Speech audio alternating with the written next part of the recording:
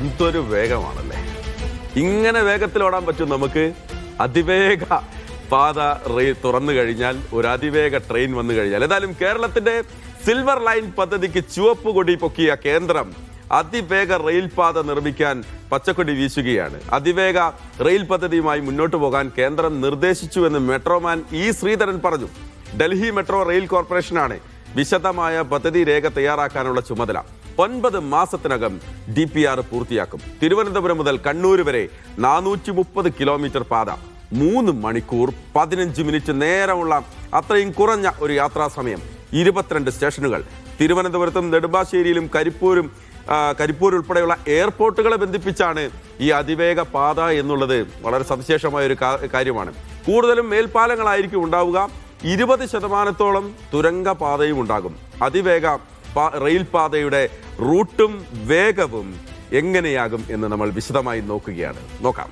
Okay, എന്തായാലും കേരളത്തിൽ നമുക്കറിയാം സിൽവർ ലൈൻ വന്നപ്പോഴുള്ള പ്രശ്നം. അപ്പോൾ അതിവേഗ റെയിൽ പാതയെക്കുറിച്ചുള്ള വിശദമായ ഒരു കാര്യം നോക്കുകയാണ്. തിരുവനന്തപുരം മുതൽ കണ്ണൂർ വരെയാണ്, കാസർഗോഡേക്ക് അങ്ങ് എത്തുന്നില്ല, കണ്ണൂർ വരെയാണ് നിലവിൽ അത് പ്ലാൻ ചെയ്തിരിക്കുന്നത്. ഓക്കെ, ഇനി അടുത്ത കാര്യങ്ങൾ എന്തൊക്കെയാണ്? അതുമായി ബന്ധപ്പെട്ട് 22 സ്റ്റേഷനുകൾ തിരുവനന്തപുരത്ത് നിന്ന് തുടങ്ങി കണ്ണൂർ എത്തുന്നത് വരെ 22 സ്റ്റേഷനുകൾ. ഏതൊക്കെയാണ് ആ സ്റ്റേഷൻ എന്ന് നമുക്കൊന്ന് നോക്കിയാലോ. ഏതൊക്കെയാണ് ആ സ്റ്റേഷൻ?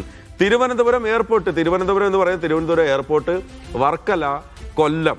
അത് കഴിഞ്ഞാൽ പിന്നീട് നേരെ കൊല്ലത്തുള്ള സ്ഥലങ്ങളിലേക്ക് പോവുകയാണ്. നമുക്ക് വളരെ പെട്ടെന്ന് ആ കാര്യങ്ങൾ നോക്കാമെന്ന് തോന്നുന്നു. അത് നോക്കൂ, കൊട്ടാരക്കരയാണ് പിന്നീടുള്ളത്, അടൂര്, ചെങ്ങന്നൂര്, കോട്ടയം, അങ്ങനെയാണ് ആ റൂട്ട് വരുന്നത്. അപ്പോൾ നമ്മുടെ MC റോഡൊക്കെ വരുന്ന വഴി എന്നൊക്കെ പറയാം, MC റോഡ് വഴി എന്നൊക്കെ നമുക്ക് അതിനെ പറയേണ്ടി വരും.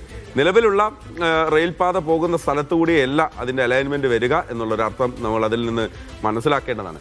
വൈക്കം, എറണാകുളം, ആലുവ, നെടുമ്പാശ്ശേരി. ആലുവയിൽ നിന്ന് നേരെ എന്താ പറയുക, അങ്കമാലി വഴി നേരെ ചാലക്കുടി വഴി നേരെ വരുന്നതിന് പകരം ഒന്ന് നെടുമ്പാശ്ശേരിയിലേക്ക് തിരിഞ്ഞ് എയർപോർട്ടും കയറിയാകും നമ്മുടെ പുതിയ പാത വരിക എന്നുള്ളതാണ്. ഇനി നോക്കാം, തൃശ്ശൂർ, കുന്നംകുളം, എടപ്പാൾ എന്നുള്ളതാണ്. തിരൂര്, അത് കഴിഞ്ഞ് തിരൂരുമുണ്ട്. അപ്പോൾ അങ്ങനെയായിരിക്കും അതിൻ്റെ കടന്നു വരും. പക്ഷേ മലപ്പുറത്തേക്ക് എത്തുമ്പോൾ നോക്കൂ, മലപ്പുറത്ത് എവിടെയാണ് എന്നുള്ളത് നമുക്ക് അടുത്ത ഒരു കാർഡിൽ അത് വ്യക്തമായി കാണാൻ സാധിക്കും. അതായത് മലപ്പുറത്തേക്ക് എത്തുന്ന സമയത്ത് അത് കരിപ്പൂർ വിമാനത്താവളത്തിനോട് ചേർന്നായിരിക്കും എന്നുള്ളതാണ്.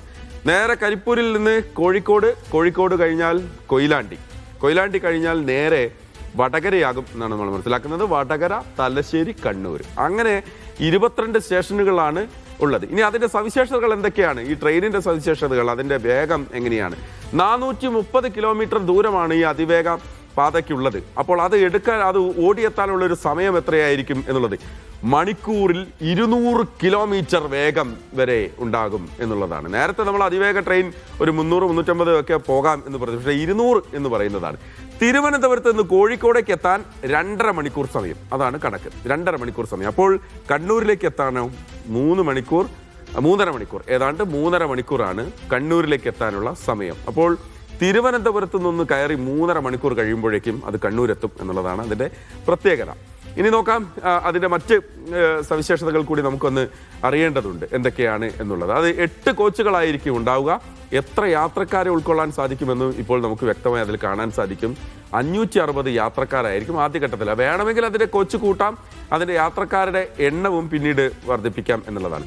70% റെയിൽപാത കടന്നു പോകുന്നത് എലിവേറ്റഡ് ആയിട്ടുള്ളതാണ്. മേൽപ്പാലങ്ങളിലൂടെ ആയിരിക്കും, ഉയരത്തിലൂടെ ആയിരിക്കും കടന്നു പോവുക. പക്ഷേ ഏതാണ്ട് ഒരു 20% നമുക്ക് അത് തുരങ്കപാതയും ഉണ്ടാകും. അതിൻ്റെ ഭൂഗർഭ പാതയിലൂടെ 20% പാതകളും ഉണ്ടാകും. അപ്പോൾ സ്ഥലം ഏറ്റെടുക്കൽ നമുക്കറിയാം, കേരളത്തിലൊരു പ്രത്യേകത അറിയാം. സ്ഥലം ഏറ്റെടുക്കുമ്പോഴുണ്ടാകുന്ന പ്രശ്നങ്ങൾ, പ്രയാസങ്ങൾ, കാര്യങ്ങൾ. അപ്പോൾ അതിനൊന്നും വലിയ തടസ്സങ്ങൾ ഉണ്ടായേക്കില്ല എന്നുള്ളതാണ് ഇതിൻ്റെ പദ്ധതി തയ്യാറാക്കിയ ആളുകളൊക്കെ കണക്ക് കൂട്ടി വെച്ചിരിക്കുന്നത്. 5 വർഷത്തിനുള്ളിൽ ഈ പദ്ധതി പൂർത്തിയാക്കും എന്നാണ് ഇപ്പോൾ പറയുന്നത്. എന്നാലും അതിൻ്റെ ഒരു തുടക്കം മാത്രമാണ് ഇപ്പോഴുള്ളത്. അതിൻ്റെ നോക്കൂ, അത് DMRC ആണ് ഏൽപ്പിച്ചിരിക്കുന്നത് അതിൻ്റെ DPR തയ്യാറാക്കാൻ. അതുമായി ബന്ധപ്പെട്ടുള്ള ഒരു 1-2 കാര്യങ്ങൾ കൂടി നമുക്ക് വളരെ പെട്ടെന്ന് നോക്കൂ. അതിൻ്റെ ചെലവ്, അതാണല്ലോ ഏറ്റവും പ്രധാനപ്പെട്ട ഒരു കാര്യം. എത്ര ചെലവാകും ഈ യാത്രയ്ക്ക് എന്നുള്ളത്.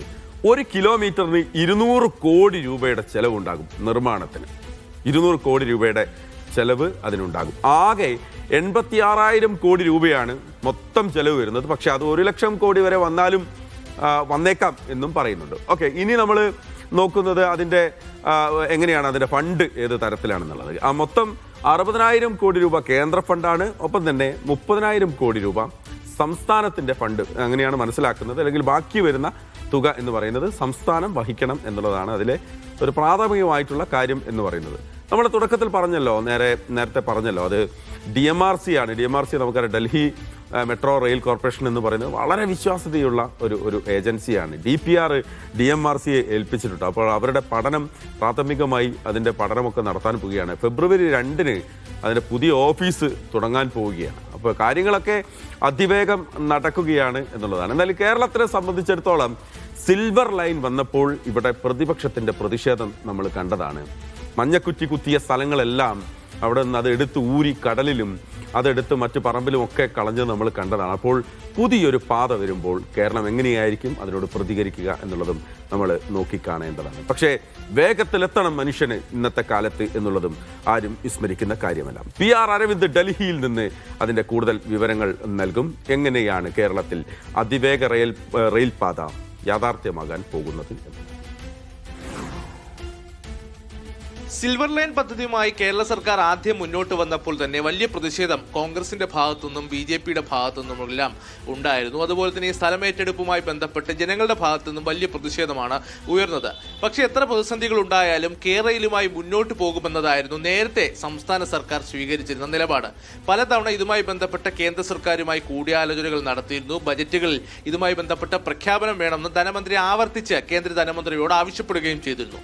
പക്ഷേ ഇതുമായി ബന്ധപ്പെട്ട അനുകൂലമായ യാതൊരുവിധ നിലപാട് റെയിൽവേ മന്ത്രാലയത്തിന്റെ ഭാഗത്തു നിന്നോ അതോടൊപ്പം തന്നെ കേന്ദ്ര സർക്കാരിന്റെ ഭാഗത്തു നിന്നോ ഉണ്ടായിരുന്നില്ല. അതോടൊപ്പം തന്നെ സംസ്ഥാനത്തെ BJP നേതാക്കൾ ചൂണ്ടിക്കാണിച്ചിരുന്നത് ഈ പദ്ധതി ഒരിക്കലും കേരളത്തിൽ നടപ്പിലാക്കാൻ അനുവദിക്കില്ല എന്നതാണ്.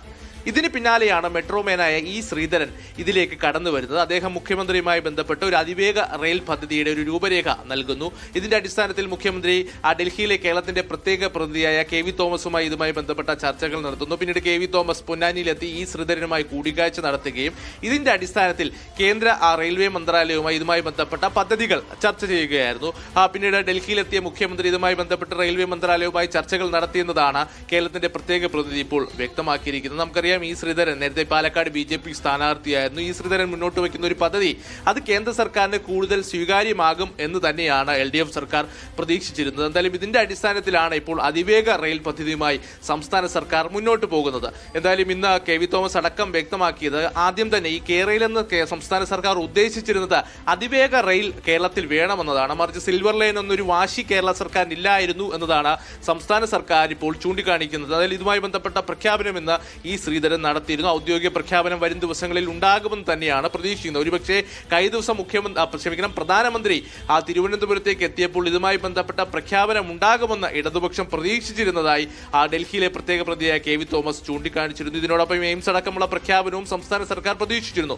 എന്തായാലും അടുത്ത ഫെബ്രുവരി 1 കേന്ദ്ര ബജറ്റ് വരുന്നത്. കേരളത്തിലടക്കമുള്ള സംസ്ഥാനങ്ങളിൽ തിരഞ്ഞെടുപ്പ് വരാൻ പോകുന്ന ഒരു സാഹചര്യം കൂടി നിലനിൽക്കുന്നു. ആ ഒരു സാഹചര്യത്തിൽ കേരളത്തിന് വേണ്ടി ഈ ഒരു പ്രഖ്യാപനം ബജറ്റിൽ ഉണ്ടാകുമെന്ന് തന്നെയാണ് പ്രതീക്ഷിക്കുന്നത്. നേരത്തെ നിരവധി ആവശ്യങ്ങൾ സംസ്ഥാന സർക്കാർ ഇതുമായി ബന്ധപ്പെട്ട് മുന്നോട്ട് വച്ചിരുന്നു. ആ ആവശ്യങ്ങൾക്കൊപ്പം ഈ ഒരു പ്രഖ്യാപനം ഉണ്ടാകുമെന്ന് സംസ്ഥാന സർക്കാർ പ്രതീക്ഷിക്കുന്നുണ്ട്. പക്ഷേ നമുക്കറിയാം നേരത്തെ തന്നെ കേരളയുമായി ബന്ധപ്പെട്ട് വലിയ പ്രതിഷേധം BJPയുടെ ഭാഗത്തു നിന്നും അതുപോലെ തന്നെ കോൺഗ്രസിന്റെ ഭാഗത്തു നിന്നും ഉണ്ടായിരുന്നു. പക്ഷേ ഇപ്പോൾ കേന്ദ്രത്തിന്റെ ഭാഗത്തു നിന്ന് ഒരു അനുകൂല നിലപാട് ഈ വിഷയത്തിൽ ഉണ്ടാകുന്നുവെന്ന വാർത്ത വന്നുകൊണ്ട് BJP ഒരുപക്ഷെ ഈ പദ്ധതി എതിർക്കുന്നതിൽ നിന്ന് പിന്മാറിയേക്കാം. പക്ഷേ കോൺഗ്രസ് ഇപ്പോഴും നിലപാടിൽ ഉറച്ചു നിൽക്കുകയാണ്. കോൺഗ്രസ് നേതാക്കളായ രമേശ് ചെന്നിത്തലയും അതുപോലെ തന്നെ K. സുധാകരൻ അടക്കം ഈ വിഷയങ്ങളിൽ പ്രതികരണം നടത്തിയിരുന്നു. രമേശ് ചെന്നിത്തല ചൂണ്ടിക്കാണിക്കുന്നത് നേരത്തെ കേരളയുമായി ബന്ധപ്പെട്ട് സ്ഥാപിച്ച മഞ്ഞ കുറ്റികൾ നീക്കം ചെയ്ത് ജനങ്ങളെ രക്ഷിക്കണമെന്നതാണ്. എന്തിനാണ് ജനങ്ങളെ പറ്റിക്കുന്ന ഇത്തരം പദ്ധതികൾ സംസ്ഥാന സർക്കാർ മുന്നോട്ട് വരുന്നത്? അല്ലെങ്കിൽ ഇത്തരം പദ്ധതി നടപ്പിലാക്കില്ല അല്ലെങ്കിൽ നടപ്പാക്കാൻ സാധിക്കില്ല എന്ന് ഉറപ്പുള്ളപ്പോഴാണ് സംസ്ഥാന സർക്കാർ മുന്നോട്ട് വരുന്നത്. അതോടൊപ്പം തന്നെ ഇപ്പോൾ ഇത് തെരഞ്ഞെടുപ്പ് മുന്നിൽ കണ്ടുകൊണ്ടുള്ള ഒരു പ്രഹസനം മാത്രമെന്നതാണ് ഇപ്പോൾ കോൺഗ്രസ് ചൂണ്ടിക്കാണിച്ചിരിക്കുന്നത്. ഈ പദ്ധതി ഈ സർക്കാർ നടപ്പിലാക്കാൻ പോകുന്നില്ല. എന്തായാലും തെരഞ്ഞെടുപ്പ് കഴിയുന്നതോടെ സർക്കാർ മാറുമെന്നും പുതിയ പദ്ധതികളുമായി മുന്നോട്ട് വരുമെന്നതാണ് രമേശ് ചെന്നിത്തല ചൂണ്ടിക്കാണിക്കുന്നത്. അതേസമയം ഈ പദ്ധതിയുമായി സംസ്ഥാന സർക്കാർ മുന്നോട്ട് വന്നാൽ ശക്തമായ സമരപരിപാടികൾ ആഹ്വാനം ചെയ്തിരിക്കുകയാണ് കെ സുധാകരൻ എം പി. നമുക്കറിയാം നേരത്തെ തന്നെ വലിയ പ്രതിഷേധം അവിടുത്തെ ജനങ്ങളെ അടക്കം അണിനിരത്തിക്കൊണ്ട് കോൺഗ്രസ് നടത്തിയിരുന്നു. ഈ സ്ഥലമേറ്റെടുപ്പുമായി ബന്ധപ്പെട്ട് അശാസ്ത്രീയത നിലനിൽക്കുന്നു എന്നതായിരുന്നു കോൺഗ്രസ് പ്രധാനമായും ആരോപിച്ചിരുന്നത്. എന്തായാലും ഈ ആരോപണങ്ങൾ ഇനിയും ഒരു പദ്ധതി ഇത്തരത്തിൽ അതിവേഗ റെയിൽ പദ്ധതിയുമായി സംസ്ഥാന സർക്കാർ മുന്നോട്ട് വന്നാലും ശക്തമായി എതിർക്കുമെന്നതാണ് ഇപ്പോൾ കോൺഗ്രസ് വ്യക്തമാക്കിയിരിക്കുന്നത്. നേരത്തെ തന്നെ മഞ്ഞക്കുറ്റികൾ അടക്കമെടുത്ത് ദൂരെ എറിയുന്ന നിലപാടുകൾ സ്വീകരിച്ചിരുന്നു. അതേ നിലപാട് ജനങ്ങൾ സ്വീകരിക്കുമെന്ന് തന്നെ ഇപ്പോൾ കോൺഗ്രസ് ചൂണ്ടിക്കാണിക്കുകയാണ്. എന്തായാലും വരും ദിവസങ്ങളിൽ കൂടുതൽ ചർച്ചയായി അതിവേഗ റെയിൽ പദ്ധതി മാറുമെന്ന കാര്യത്തിൽ യാതൊരുവിധ സംശയവുമില്ല. എന്തായാലും ഫെബ്രുവരി 1 കേന്ദ്ര ബജറ്റ് നടക്കുമ്പോൾ നമുക്കറിയാം കേന്ദ്ര ബജറ്റിനോടൊപ്പം തന്നെ റെയിൽവേ ബജറ്റുമായി ബന്ധപ്പെട്ട പ്രഖ്യാപനങ്ങൾ ഉണ്ടാകും. ആ ബജറ്റിൽ ഇതുമായി ബന്ധപ്പെട്ട പ്രഖ്യാപനം, ഔദ്യോഗിക പ്രഖ്യാപനം ഉണ്ടാകുമോ എന്നതാണ് എല്ലാവരും ഉറ്റുനോക്കുന്നത്. ഡിപിആർ അടക്കമുള്ള നടപടികളിലേക്ക് കടക്കണം. അതോടൊപ്പം തന്നെ കേരളയുമായി ബന്ധപ്പെട്ട് ഇതിനോടൊപ്പം തന്നെ നിരവധി നടപടികളുമായി സംസ്ഥാന സർക്കാർ മുന്നോട്ട് പോയിട്ടുണ്ട്. ഡീനോട്ടിഫിക്കേഷൻ അടക്കം നടത്തേണ്ട ഒരു സാഹചര്യം നിലനിൽക്കുന്നു. എന്തായാലും വലിയൊരു രാഷ്ട്രീയ വിഷയം, കാരണം തെരഞ്ഞെടുപ്പ് അടക്കാൻ പോകുന്ന സാഹചര്യത്തിൽ വലിയൊരു രാഷ്ട്രീയ വിഷയമായി അതിവേഗ റെയിൽ കൂടി മാറുകയാണ്. ഓക്കെ, അപ്പോൾ നമ്മൾ ഇപ്പോഴുള്ളത് മീഡിയ വണ്ണിന്റെ ഗ്രാഫിക്സ് ടീം തയ്യാറാക്കിയിരിക്കുന്ന റെയിൽവേ സ്റ്റേഷനാണ്. അതിൻ്റെ പ്ലാറ്റ്ഫോമിലാണ് നമ്മളിങ്ങനെ നിൽക്കുന്നത്. എന്തായാലും ഇങ്ങനെ അതിവേഗത്തിൽ നമുക്ക് സഞ്ചരിക്കണം എന്നുള്ളൊരു മോഹം, നമ്മൾ ഇത്രയും വേഗത്തിലൊക്കെ സഞ്ചരിക്കാൻ പറ്റുമോ എന്നുള്ളൊരു കാര്യമുണ്ട്. പക്ഷേ വന്ദേ ഭാരത് എന്ന് പറയുന്ന ട്രെയിൻ കേരളത്തിൽ ഓടാൻ തുടങ്ങിയതിന് ശേഷം അതിലിപ്പോൾ ടിക്കറ്റ് കിട്ടാൻ പോലും വലിയ പ്രയാസമാണ് എന്നുള്ളൊരു സാഹചര്യമുണ്ട്. അതായത് വേഗത്തിലെത്താൻ ഇപ്പോൾ 5-6 മണിക്കൂറോളമാണ്, ഏതാണ്ട് 6 മണിക്കൂർ 7 മണിക്കൂർ സമയമാണ് വന്ദേ ഭാരതിൽ എടുക്കുന്നത്. അത് നേരെ ചുരുങ്ങി ഒരു 3 മണിക്കൂർ 3.5 മണിക്കൂറിലേക്ക് എത്തും എന്ന് പറയുമ്പോൾ ഇപ്പോഴുള്ളതിനേക്കാൾ വേഗത്തിൽ അവിടേക്ക് യാത്ര ചെയ്ത് തിരുവനന്തപുരത്ത് നിന്ന് കണ്ണൂരേക്ക് യാത്ര ചെയ്താൽ എത്തും എന്നുള്ളത് നമുക്ക് അറിയാം. അതുകൊണ്ട് തന്നെ വേഗത്തിലോടാം എന്നുള്ളത് ആളുകൾ തിരിച്ചറിയുന്നുണ്ട്. അതിവേഗം നടക്കട്ടെ അതിവേഗ റെയിൽ പാതയുടെ നിർമ്മാണവും എന്ന് നമുക്ക് ആശംസിക്കാം.